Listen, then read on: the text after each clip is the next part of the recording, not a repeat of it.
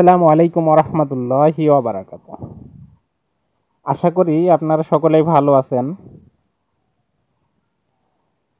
তো একটি প্রশ্ন কিছুদিন যাবৎ বেশ আহ, আসছে আর কি। এই প্রশ্নটির অ্যান্সার অনেকে হয়তো মজা করে বলে, বা অনেকে হচ্ছে মশকরা করে বলে, বা অনেকেই অনেক রকম মন মানসিকতা নিয়েই এই কথাগুলো বলে। তো যাই হোক, আমি এই ব্যাপারটা নিয়েই কথা বলতে চাচ্ছি যে এই প্রশ্নটা যেহেতু আসে, তাইলে প্রশ্নটা আর গুরুত্ব আছে, এটা প্রথমে বুঝতে হবে। এমনি এমনি তো আর প্রশ্নটা আসে না। তো এই প্রশ্নটি হচ্ছে যে এই আধুনিক যুগে কেন হোমিওপ্যাথি খাবো।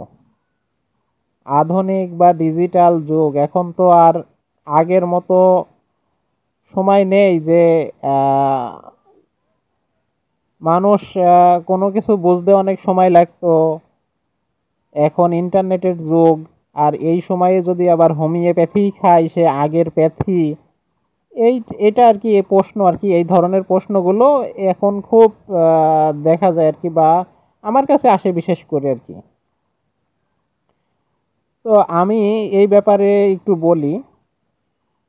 আসলে হোমিওপ্যাথি যেটা আসলে একটু ভালো বা সত্য, এটা আপনি যত আধুনিক হন, যত ডিজিটাল হন, যত আহ, অত্যাধুনিকই হন না কেন, আপনার সত্য কখনো মিথ্যা হবে না, সত্য সত্যই থাকবে।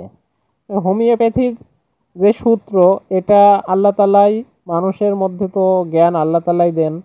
তো হয়তো হ্যানিম্যানকে এই সূত্রটা আল্লাহ তালাই দিছেন, যার কারণে আজ পর্যন্ত চলে আসছে হোমিওপ্যাথি। আশা করি চলতেই থাকবে। তবে মানুষের তৈরি যেহেতু, হয়তো আপডেট হবে আর কি। আপডেট তো না হলে হবে না।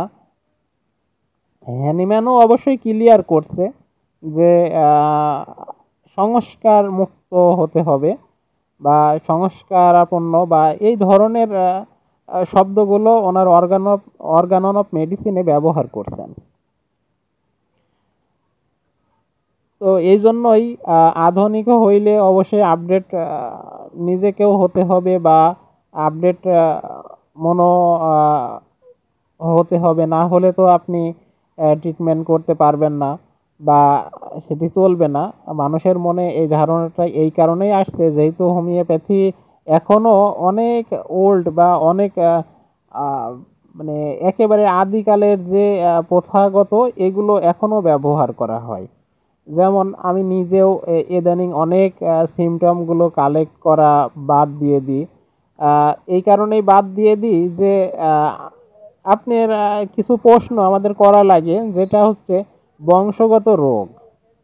এখন আপনার কাছে যদি একটা বাত ব্যথা রোগী আসে, আপনি দেখেন ওনার বংশে বাত ব্যথা ছিল, এই প্রশ্নটা আমি ওনাকে যে করব, এটা তো অনর্থক মনে হয়।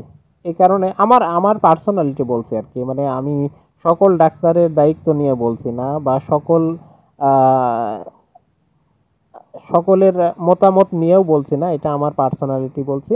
যে আমি খোঁজ নিয়ে যদি দেখি যে ওনার হয়তো কয়েক পুরুষ আগে হইলেও এই বাতের ব্যথা, এই সাইকোটি, আহ, এই বাত ব্যথা, বা হচ্ছে এটা হচ্ছে আপনার সাইকোটিক, অ্যান্টিসাইকোটিক পয়জন, এটা ছিল না এমন না। বাত ব্যথা, হাঁপানি, এইসব রোগের ক্ষেত্রে আমি অনার্থক ওনার প্রশ্ন করি, ওনাকে আমি বিরক্ত করব যে আপনার কার ছিল, আপনার বাপের ছিল না, মায়ের ছিল না, দাদার ছিল না, দাদির ছিল, বা নানার ছিল না, নানির ছিল, খালার ছিল, ফুপুর ছিল, এই যে এই প্রশ্নগুলো আমি ওনাকে করি, অনার্থক বিরক্ত করব।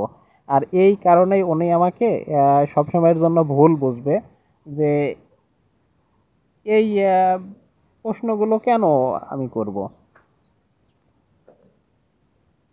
তো এই হচ্ছে মূল ব্যাপার। এইভাবে করে আস্তে আস্তে কিছুটা আপডেট হতে হবে, যেটা হচ্ছে আপনার প্রয়োজন নেই সেই প্রশ্নগুলো করার কোনো প্রয়োজন। সেই প্রশ্নগুলো না করলে রোগী বিরক্ত বোধ করবে না। অবশ্যই একটা রোগীকে আপনি যখন প্রশ্ন করবেন, তার মন মানসিকতাটা তৈরি করে নিতে হবে আগে, যেন সে আপনার উপরে খুশি, বা আপনাকে মন খুলে প্রশ্নের উত্তর দিতে পারে। একজন মানুষ আপনার কাছে আসছে তার রোগ নিয়ে, আর আপনি ডাক্তার হিসেবে বসে আছেন মানে আপনি অনেক বড় বাবু হয়ে গেছেন, এরকম কোনো কিছু না। আপনাকে অবশ্যই প্রথমে তার হচ্ছে মানসিকতাটা তৈরি করে নিতে হবে, সে যেন প্রশ্ন অ্যান্সারগুলো দেয় এবং হচ্ছে সে যেন বিরক্ত বোধ না হয়, এরকমের মন মানসিকতা তার ক্ষেত্রে আপনি যদি তৈরি করতে না পারেন, তাহলে আপনি আবার কেমন ডাক্তার, বা আপনাকে তারা কেন হচ্ছে মূল্যায়ন করবে বা আপনার কাছে কেন ট্রিটমেন্ট নেবে। এই হচ্ছে ব্যাপার। তবে হোমিওপ্যাথি যেমন ছোট্ট ছোট্ট রোগের ট্রিটমেন্ট করে, আবার অনেক বড় বড় রোগেরও ট্রিটমেন্ট করে। ক্যান্সারের লক্ষণগুলোও যদি কালেক্ট করে সঠিক মেডিসিন দেওয়া হয়, তাহলে দেখা যায় আল্লাহর রহমতে সেগুলো ভালো হয়। ডাক্তার রবিন বর্মন ইন্ডিয়াতে ওনার যেসব রুগীগুলো দেখি অনলাইনে, এই যে রুগীগুলো অনেক মারাত্মক অনেক মারাত্মক রুগীগুলো ভালো হয়, যেগুলো অনেক আহ, বড় বড় হাসপাতাল অনেক জায়গা থেকে ফেরত আসে।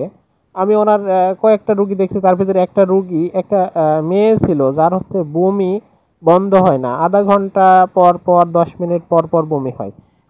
সেটাকে দেখছিলাম রবিন বর্মন নিজের আওতায় রেখে 7 দিন ট্রিটমেন্ট করে বমি বন্ধ করে তারপরে হচ্ছে পাঠাইছিল। তাইলে দেখেন এই যে এইটা তো অনেক মারাত্মক ছিল, অনেক অ্যালোপ্যাথি ট্রিটমেন্ট অনেক রকম অনেক জায়গাতে গিয়ে অনেক ভিআইপি ভিআইপি ডাক্তার দেখিয়েও কিন্তু এটা ট্রিটমেন্ট করাতে পারছিল না, কিন্তু হোমিওপ্যাথিতে এটা সিমটম কালেক্ট করে সঠিক ঔষধ নির্বাচন করে এটি সারিয়ে দেওয়া সম্ভব হয়েছে। এটাই হচ্ছে হোমিওপ্যাথি। হোমিওপ্যাথি শুধু আসলি বা হচ্ছে টিউমার এইগুলো নিয়েই ট্রিটমেন্ট করে না, হোমিওপ্যাথি অনেক মারাত্মক ট্রিটমেন্টগুলোও করে। এগুলো শুধু আমাদের জানার ভুল বা আমাদের বোঝার ভুল, যে হোমিওপ্যাথি খুবই ছোট্ট খাট্ট একটা প্যাথি, বা হচ্ছে আপডেট না হোমিওপ্যাথি, ওল্ড মডেল হোমিওপ্যাথি লক্ষণ নিয়ে ট্রিটমেন্ট করে, রিপোর্ট দেখে না। আসলে রিপোর্টের যদি আমরা একটা কথা বলি, আপনি যে হারে এখন ব্যয় বহুল আর কি, একজন ডাক্তার যে নিজের ইচ্ছা মতো রুগী দেখবে বা একটা রুগীর প্রতি তার একটা সহানুভূতি বা দয়া দেখাবে, এটার কোনো পরিবেশ একটা ক্লিনিকে যখন উনি বসে তখন এটা প্রথমেই শেষ হয়ে যায়। কারণ রিপোর্ট করাতে হবে, রিপোর্ট না করালে ক্লিনিকের ইনকাম হবে না, এই ধরনের সবগুলো না, কিছু কিছু বা বেশিরভাগগুলোই এই ধরনের হয়ে থাকে।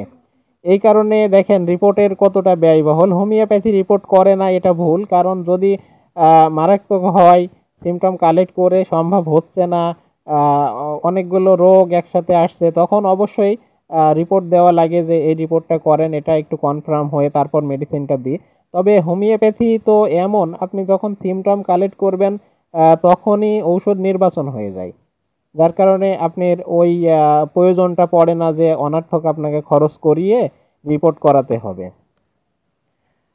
হোমিওপ্যাথি তো treat the patient not the disease, যেহেতু পেশেন্টের ট্রিটমেন্ট করা হয়, আমরা হোমিওপ্যাথিতে রোগের ট্রিটমেন্ট করা হয় না, রুগীর ট্রিটমেন্ট করা হয়। এটার অর্থ হচ্ছে রুগীর কাছ থেকে রুগীর সিমটমগুলো কালেক্ট করা, রুগী সঠিকভাবে যদি সিমটমগুলো দেয়, তো দেখা যাচ্ছে ওই রুগীটার ঔষধ নির্বাচনও সহজ হয় এবং সঠিক ঔষধ পড়লে আপনি আমি তো যেই রুগীগুলো ট্রিটমেন্ট করি, আমি বেশিরভাগ রুগীগুলোকে বলি এই যে প্রথম একটা ডোজ দিলাম, যদি আপনি দেখেন আপনি রেজাল্ট ভালো, তো অবশ্যই আপনি আসেন, না হলে আমার চাইতে অনেক ভালো ভালো ডাক্তার আছে, আপনি তাদের কাছ থেকে ট্রিটমেন্ট নেন।